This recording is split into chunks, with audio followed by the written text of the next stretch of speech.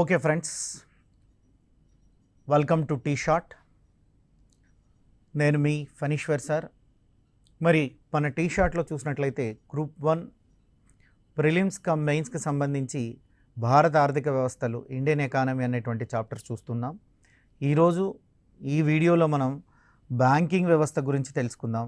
So ఈరోజు ఈ వీడియోలో మనం బ్యాంకింగ్ వ్యవస్థ గురించి తెలుసుకుందాం. మరి ఈరోజు టైటిల్ చూసినట్లయితే బ్యాంకింగ్ వ్యవస్థ మరియు ఆర్బీఐ యొక్క ద్రవ్య విధానము అన్నటువంటి టాపిక్ గురించి మనం తెలుసుకుందాం. ఇది చాలా ఇంపార్టెంట్, ఎగ్జామ్కి చాలా ఉపయోగపడుతుంది. మరి బ్యాంక్ అనేటువంటి పదం ఎక్కడి నుంచి వచ్చిందయ్యా, ఏ భాషలో నుంచి వచ్చిందయ్యా అంటే ఇటలీ భాష నుంచి వచ్చింది. ఇటలీ పదము బ్యాంకో అనేటువంటి ఇటలీ పదం నుంచి, బ్యాంకో అన్నటువంటి ఇటలీ పదం నుంచి ఇది రావడం అన్నటువంటిది జరిగింది.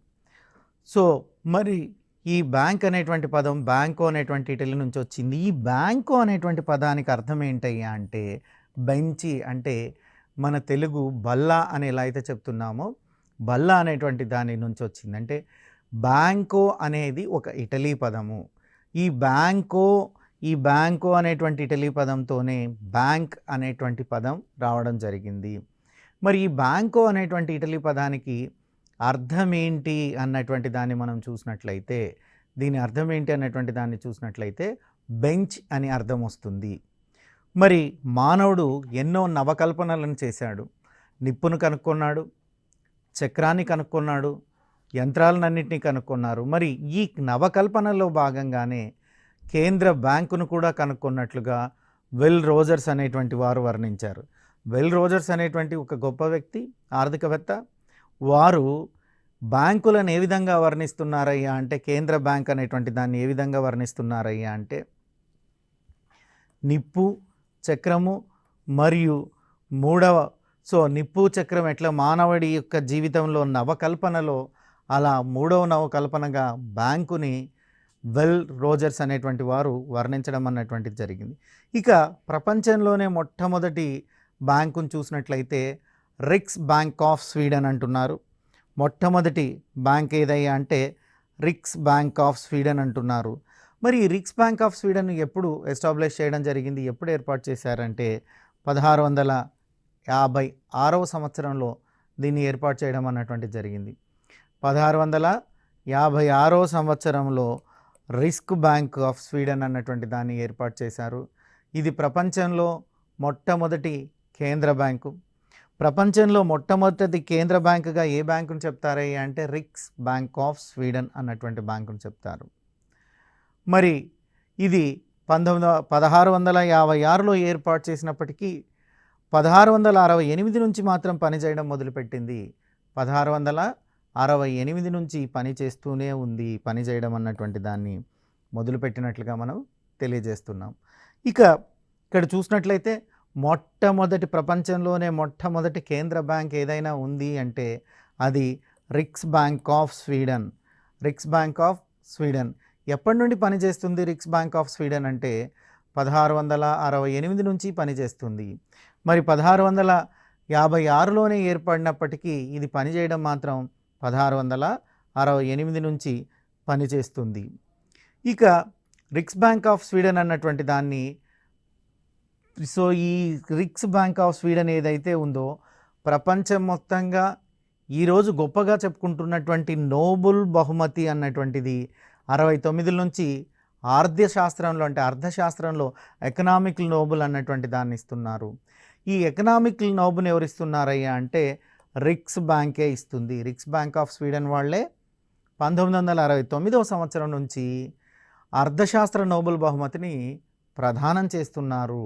అనగా అర్థశాస్త్రంలో నోబెల్ బహుమతిని 1969లో ప్రవేశపెట్టినటువంటి వారు ఎవరయ్యా అంటే Riksbank of Sweden. Riksbank of Sweden అనేటువంటి వారే 1969లో అర్థశాస్త్రంలో నోబెల్ బహుమతిని ప్రవేశపెట్టడం జరిగింది. ఇక 1694లో చూసినట్లయితే, అంటే రిక్స్ బ్యాంక్ తర్వాత మనం చూసినట్లయితే ఆ రిక్స్ బ్యాంక్ అనేటువంటిది 1656లో ఏర్పడింది. అదే 1694లో బ్యాంక్ ఆఫ్ ఇంగ్లాండ్ అనేటువంటిది ఏర్పడిందండి. సో 1694లో బ్యాంక్ ఆఫ్ ఇంగ్లాండ్ అన్నటువంటిది ఏర్పడడం అన్నటువంటిది జరిగింది. సో కేంద్ర బ్యాంక్ యొక్క నిధులను వివరించడం వల్ల దీనిని ప్రపంచ కేంద్ర బ్యాంకులకు తల్లిగా పిలవడం అన్నటువంటిది జరుగుతుంది. అంటే ప్రపంచంలోని ఆల్ సెంట్రల్ బ్యాంక్స్కి మదర్ ఆఫ్ సెంట్రల్ బ్యాంక్స్ ఈ బ్యాంక్ ఆఫ్ ఇంగ్లాండ్. ఈ బ్యాంక్ ఆఫ్ ఇంగ్లాండ్ అన్నటువంటిది 16th సెంచరీలోనే, అంటే 1694లోనే ఏర్పాటు చేయబడినటువంటి బ్యాంకు. అయితే కేంద్ర బ్యాంకు యొక్క విధులను నిధులను ఇది క్లియర్గా వివరించడం వలన దీనిని మనం ఏమంటున్నామయ్యా అంటే బ్యాంకులకు తల్లిలాగా భావిస్తున్నాము. So mother of all central banks, కేంద్ర బ్యాంకులకు తల్లిలాగా ఏ బ్యాంకుని భావిస్తున్నామయ్యా అంటే బ్యాంక్ ఆఫ్ ఇంగ్లాండ్ను భావించడం అన్నటువంటిది జరుగుతుంది. ఇక ఏ బ్యాంకులు ఎప్పుడెప్పుడు ఏర్పడినాయి అన్నటువంటిది చూసినట్లయితే 18th సెంచరీలో 1800 సంవత్సరం, అంటే 1800 సంవత్సరంలో Napoleon bank of plans, so అన్నటువంటి నెపోలియన్ బ్యాంక్ ఆఫ్ ప్లాన్స్ అన్నటువంటి దాన్ని ఫ్రాన్స్లో ఏర్పాటు చేయడం అన్నటువంటిది జరిగింది. సో అదేవిధంగా చూసినట్లయితే 1814లో బ్యాంక్ ఆఫ్ నెదర్లాండ్స్ ఏర్పాటు చేయబడింది. సో బ్యాంక్ ఆఫ్ నెదర్లాండ్స్ ఏర్పాటు చేయబడింది. 1815లో బ్యాంక్ ఆఫ్ ఆస్ట్రియా, ఇది ఆస్ట్రియా బ్యాంక్ అండి. సో బ్యాంక్ ఆఫ్ సో ఇక్కడ మనం చూసినట్లయితే 1818లో డెన్మార్క్ జాతీయ బ్యాంక్ అన్నటువంటిది ఏర్పాటు చేయడం అన్నటువంటిది జరిగింది. డెన్మార్క్ జాతీయ బ్యాంక్ అన్నటువంటిది ఏర్పాటు చేశారు. 1850లో బెల్జియం నేషనల్ బ్యాంక్ ఏర్పాటైంది. 1856లో బ్యాంక్ ఆఫ్ స్పెయిన్ అనేటువంటిది ఏర్పాటు చేయబడింది. 1860లో రష్యా బ్యాంక్ ఏర్పాటు చేయింది. బ్యాంక్ ఆఫ్ రష్యా అన్నటువంటిది 1806లో ఏర్పాటు చేయబడింది. ఇక 1882లో బ్యాంక్ ఆఫ్ జపాన్ ఏర్పడింది. 1882లో బ్యాంక్ ఆఫ్ జపాన్ అన్నటువంటిది ఏర్పడింది. ఆసియా ఖండంలోనే మొదటి కేంద్ర బ్యాంక్ ఏదయ్యా అంటే ఆసియా ఖండంలోనే మొదటి కేంద్ర బ్యాంక్ ఏదయ్యా అంటే బ్యాంక్ ఆఫ్ జపాన్. బ్యాంక్ ఆఫ్ జపాన్ని ఆసియా ఖండంలోనే మొదటి కేంద్ర బ్యాంకుగా మనం అభివర్ణిస్తున్నాం. ఇక 1893లో చూసినట్లయితే ఇటలీ సెంట్రల్ బ్యాంక్, 1893లో చూసినట్లయితే ఇటలీ సెంట్రల్ బ్యాంక్, అంటే ఇటలీలో ఒక సెంట్రల్ బ్యాంక్ ఏర్పడింది.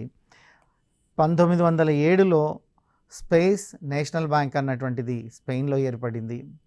ఇక 1913, 14లో 1913-14లో federal reserve bank of America, federal reserve bank of USA అనేటువంటిది ఏర్పడింది. ఇది 12 కేంద్ర బ్యాంకులతో కలిపి ఏర్పడింది.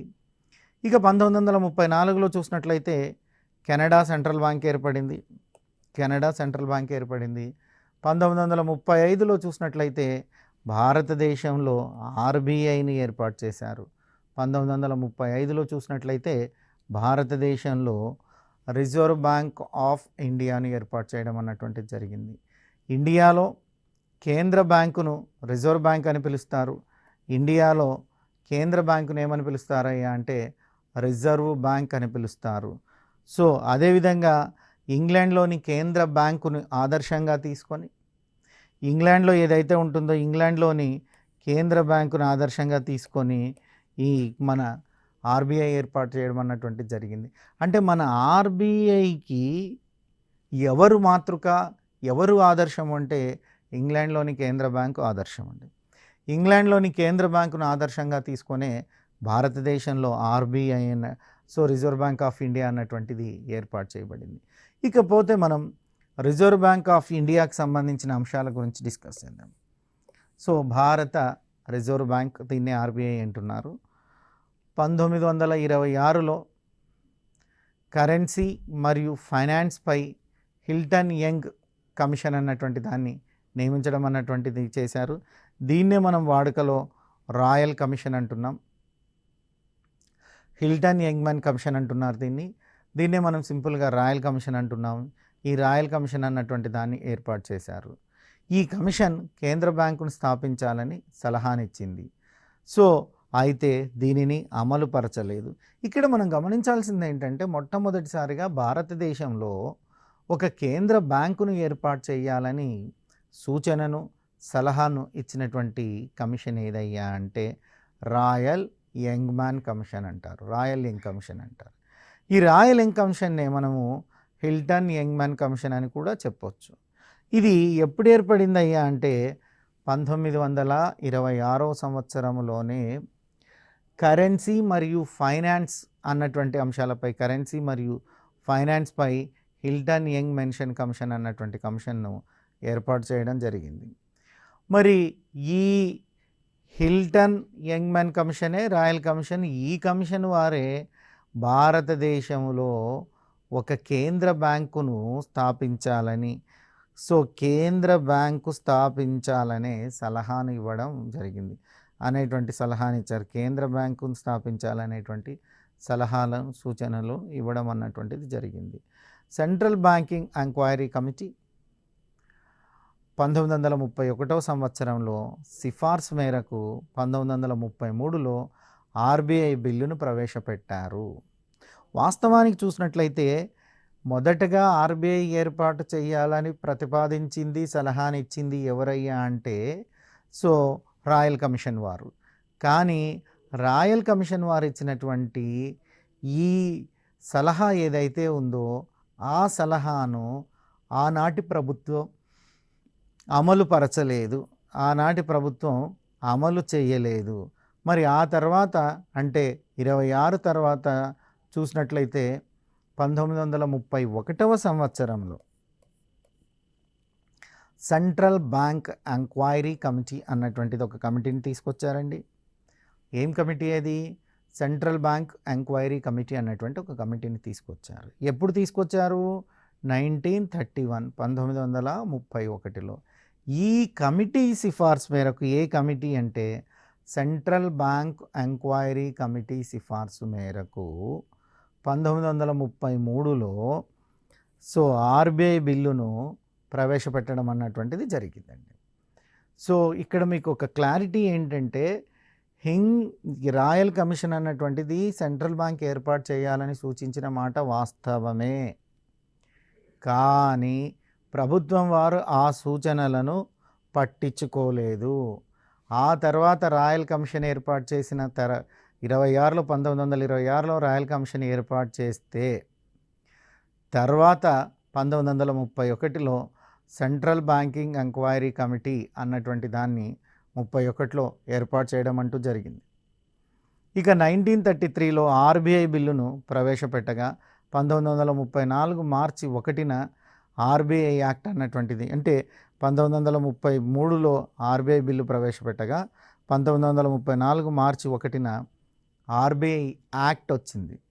1934 మార్చి 1 వచ్చినటువంటి ఆర్బీఐ చట్టం ద్వారానే ఆర్బీఐ 1935లో ఏర్పడిందండి. బిల్ ఎప్పుడు పెట్టారయ్యా అంటే సెంట్రల్ బ్యాంక్ ఎంక్వైరీ కమిటీని 1931లో వేస్తే దాని సూచన మేరకు 1933లో బిల్లు ప్రవేశపెట్టారండి. 1934 మార్చి 1న ఆర్బీఐ బిల్ అన్నటువంటిది యాక్ట్గా మారింది. బిల్ అన్నటువంటిది యాక్ట్గా మారడం అంటూ జరిగింది. ఇక అటు పిమ్మట మనం చూసినట్లయితే 1935లో ఆర్బీఐ అన్నటువంటిది ఎస్టాబ్లిష్ అవ్వడం అన్నటువంటిది జరిగింది. కేంద్ర బ్యాంకుగా విధులను నిర్వహించడం అన్నటువంటిది జరిగింది. అంటే ఈ చట్టాన్ని, ఏ చట్టాన్ని? 1934 ఆర్బీఐ యాక్టును అనుసరించి 1935 ఆర్బీఐ యాక్టును అనుసరించి 1935 ఏప్రిల్ 1న ఆర్బీఐని మొదటగా కలకత్తాలో ఏర్పాటు చేశారు. ఆర్బీఐని మొదట ఎక్కడ ఏర్పాటు చేశారయ్యా అంటే ఆర్బీఐని మొదట కలకత్తాలో ఏర్పాటు చేయడం అన్నటువంటిది జరిగింది. ఆర్బీఐని ఎక్కడ ఏర్పాటు చేశారు? కలకత్తాలో ఏర్పాటు చేశారు. దీనిని 1937లో ముంబైకి తరలించడం అన్నటువంటిది జరిగింది. మొదట 1935 ఏప్రిల్ 1వ తేదీన ఏర్పాటు చేసినప్పటికీ ఆర్బీఐ ఎక్కడ ఉందయ్యా అంటే కలకత్తాలో భాగంగానే ఉంది. దీనిని 1937లో ముంబైలోని కంటే ఏర్పడినటువంటి 2 సంవత్సరాలకు 1935 ఏప్రిల్ 1న ఏర్పడితే 37లో దీన్ని ముంబైకి తరలించడం అన్నటువంటిది జరిగింది. ఇక 1949 జనవరి 1న ఆర్బీఐని ప్రభుత్వం జాతీయం చేసిందండి. సో ఆర్బీఐని ఎప్పుడు జాతీయం చేశారయ్యా అంటే 1949 జనవరి 1వ తేదీన కేంద్ర బ్యాంకుగా వ్యవహరిస్తున్నటువంటి రిజర్వ్ బ్యాంక్ ఆఫ్ ఇండియాను సో ప్రభుత్వం వారు జాతీయం చేయడం అన్నటువంటిది జరిగింది. ఇక ఆర్బీఐ ఏర్పాటుకు సో 100 రూపాయల ముఖ విలువ కలిగినటువంటి 5 లక్షల షేర్లను విడుదల చేసి 5 కోట్ల మూలధనంతో 5 లక్షల షేర్లను విడుదల చేసి 5 కోట్ల మూలధనంతో ఆర్బీఐని ఏర్పాటు చేయడం అన్నటువంటిది జరిగింది. ఇందులో 2.22 కోట్లు ప్రభుత్వ వాటాగా 278 కోట్లు ప్రైవేటు వాటాగా ఉండేదండి. స్టార్టింగ్లో 278 కంటే 2.78 కోట్స్, ఇది 278 కాదు, 2.78 కోట్లు, 2.78 కోట్లు ప్రైవేటు వాటాగా ఉండేటువంటిది. సో ఇది 2.22 క్రోర్స్ ప్రభుత్వ వాటాగా పెట్టింది. ఇక తర్వాత చూసినట్లయితే ఆర్బీఐని వాటాదారుల బ్యాంకుగా స్థాపించడం జరిగింది. ఆర్బీఐని ఎలా స్థాపిస్తున్నారయ్యా అంటే వాటాదారుల బ్యాంకుగా స్థాపించడం అన్నటువంటిది జరిగింది. ఇక ఆర్బీఐని 21 మంది సభ్యులు గల బోర్డు నిర్వహిస్తుంది. ఆర్బీఐని ఎవరు నిర్వహిస్తున్నారయ్యా అంటే 21 మంది సభ్యులు కలిగినటువంటి ఒక బోర్డు నిర్వహిస్తుంది. అంటే ఆర్బీఐ నిర్వహణలో ఎంతమంది సభ్యులు కలిగి ఉంటారు అంటే 21 మంది బోర్డు మెంబర్లు కలిగి ఉంటారు.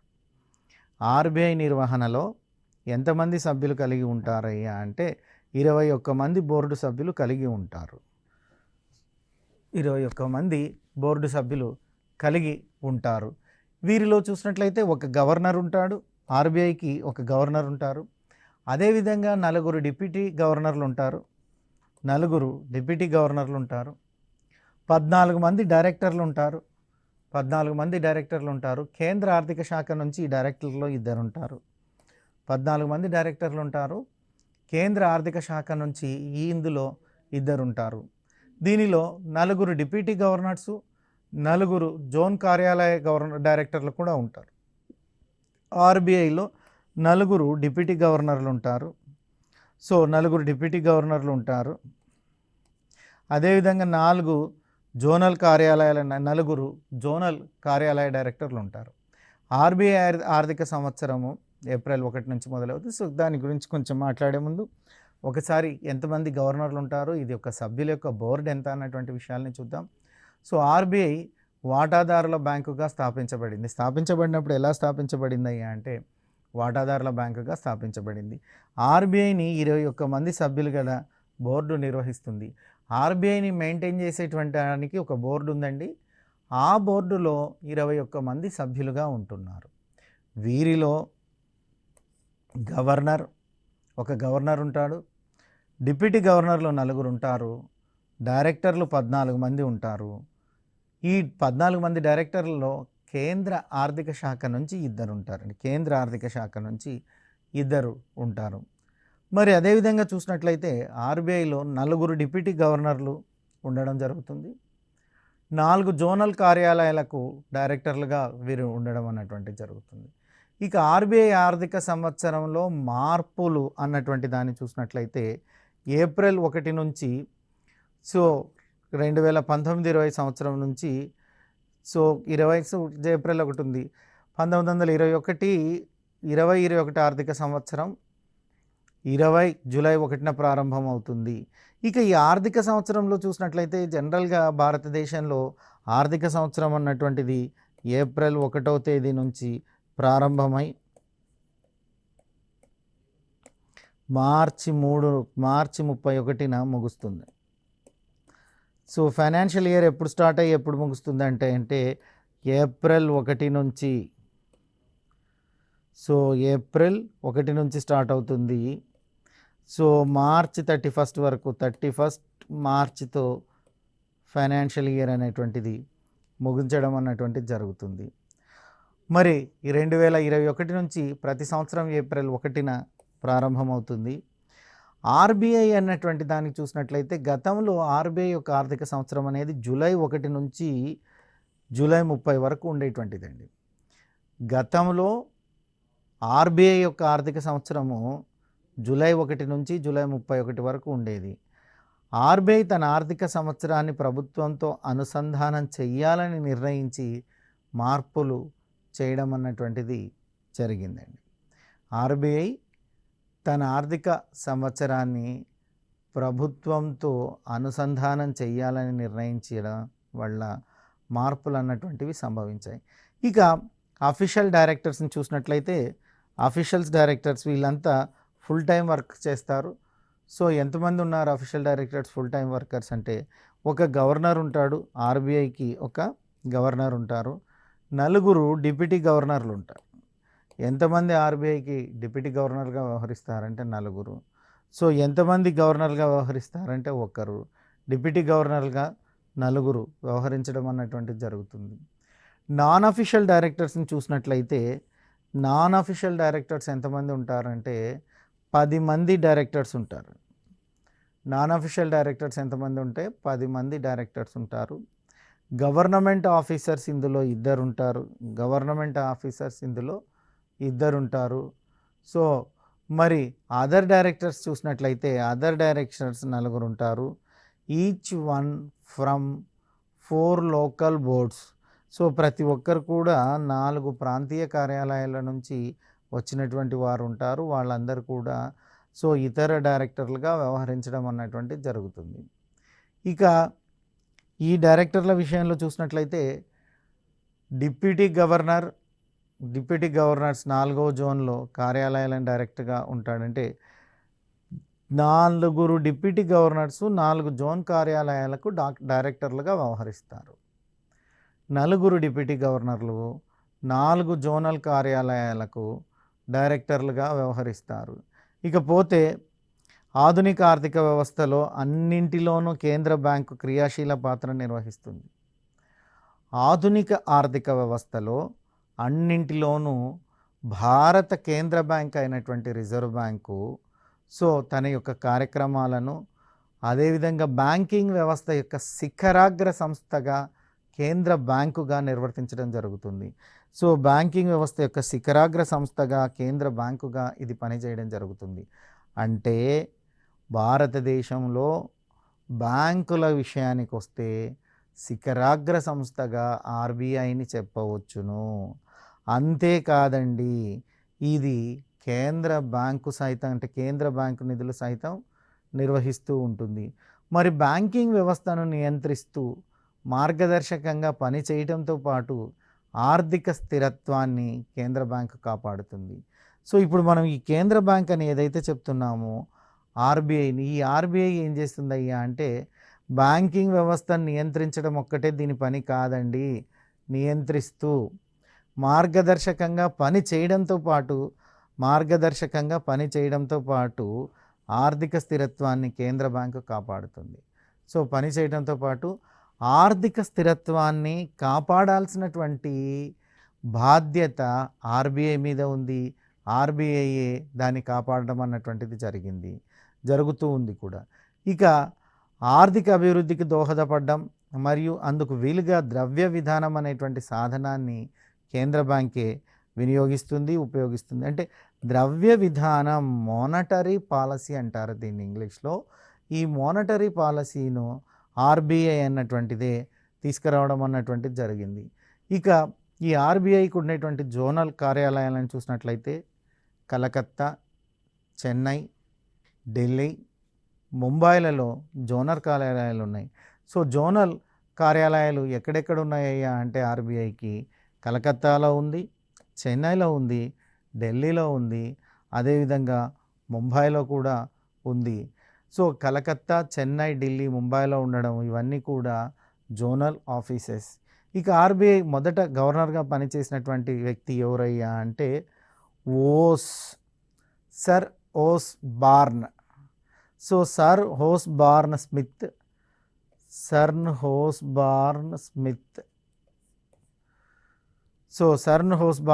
అనేటువంటి వారు 1935 నుంచి 37 వరకు ఉండేటువంటి మధ్యకాలంలో వారు బ్రిటిష్ ప్రభుత్వ హయాంలో ఆర్బీఐ గవర్నర్గా వ్యవహరించడం అన్నటువంటిది జరిగింది. సో వారు ఆర్బీఐ గవర్నర్గా వ్యవహరించడం అన్నటువంటిది జరిగింది.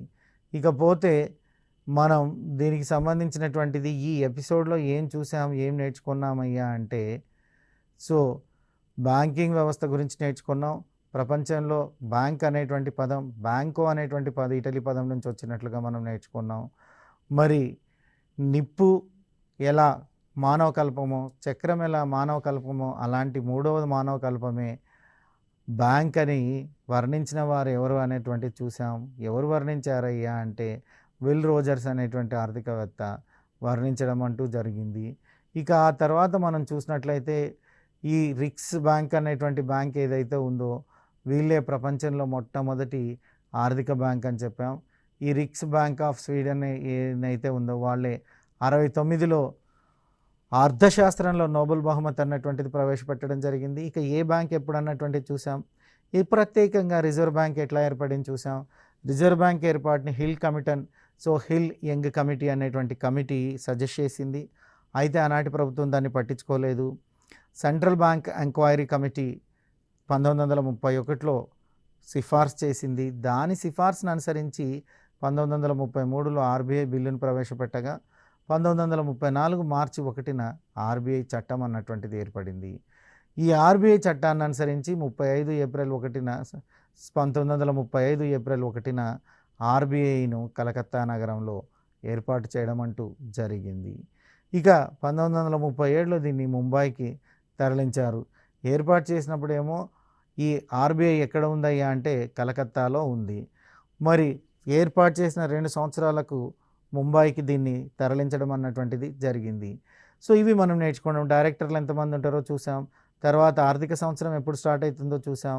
అఫీషియల్ మెంబర్స్ ఎన్ని, అఫీషియల్ డైరెక్టర్స్ చూసినట్లయితే గవర్నరు ఒకరు ఉంటారు, డిప్యూటీ గవర్నర్ 4 ఉంటారని. మరి నాన్ అఫీషియల్ చూసినట్లయితే డైరెక్టర్లు 10, గవర్నమెంట్ ఆఫీసర్స్ ఉంటారు, అదర్ డైరెక్టర్స్ 4 ఉంటారని చూసాం. మరి డిప్యూటీ గవర్నర్ 4 జోన్లకు 4 డిప్యూటీ గవర్నర్లు ఉంటారు, వాళ్ళు 4 చూసుకుంటారని చెప్పాం. ఇది బ్యాంకింగ్ వ్యవస్థకు. సరే జోనల్ కార్యాలయాలు ఎక్కడున్నాయో చూసాం. కలకత్తా, చెన్నై, ఢిల్లీ, ముంబైలో జోనల్ కార్యాలయాలు ఉన్నట్లుగా మనకు తెలుస్తుంది. ఇది మనం ఈనాడు చదువుకుండింది. ఇక నెక్స్ట్ ఎపిసోడ్లో మనం ఆర్బీఐ గవర్నర్గా పనిచేసినటువంటి టేలర్ గురించి, వీళ్ళు ఎవరెవరో ఉన్నారు, రెండవ గవర్నర్ ఎవరున్నారు, వీళ్ళ గురించి మనం తెలుసుకునాల్సినటువంటి అవసరం ఉంది. వీటన్నిటిని నెక్స్ట్ ఎపిసోడ్లో మనం తెలుసుకుందాం.